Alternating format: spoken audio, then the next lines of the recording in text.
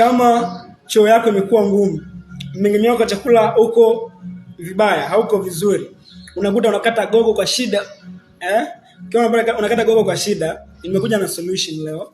Kuna hii hapa, hii hapa. Hii ndio chia seed. Hii hapa nimenunua ya kwangu. Hii chia seed itakusaidia. Kwanza, ndani ya chia seed kuna fibers, kuna nyuzi ambazo ni rafiki sana na zinasaidia sana kuboresha mfumo wako wa mmeng'enyo wa chakula. Kwa kutumia hii utapata faida zifuatazo.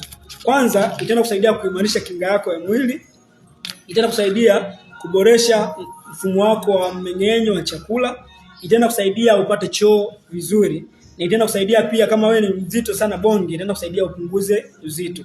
Hii hapa inapatikana kwenye maduka yote. Hii hapa kwenye duka lolote la dawa za asili unaweza kaenda kununua, lakini pia unaweza ukaingia market na zipo pia. Hii hapa itakusaidia wewe sana katika mmeng'enyo wako wa chakula, kuboost mmeng'enyo wako wa chakula ukae vizuri. Tunatumiaje chia seed? Hii chia seed ili mbadi fanye vizuri.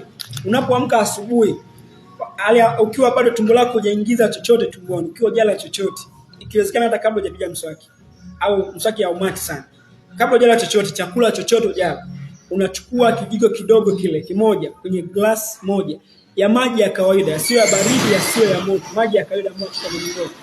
Ukishaiweka unaiacha kwa muda wa nusu saa.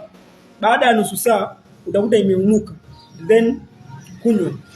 Unapokunywa ile asubuhi tu mara moja tu kwa siku, ukifululiza kwa muda wa wiki moja hadi wiki 2, utakuja unishukuru hapa. Please, nenda jaribu kutumia hii dawa, itakusaidia kuboresha mfumo wako wa mmeng'enyo wa chakula. Naitwa Dr. Mkoe, nipo hapa kukuelimisha kuhusiana na masuala mbalimbali yanayohusu afya yako.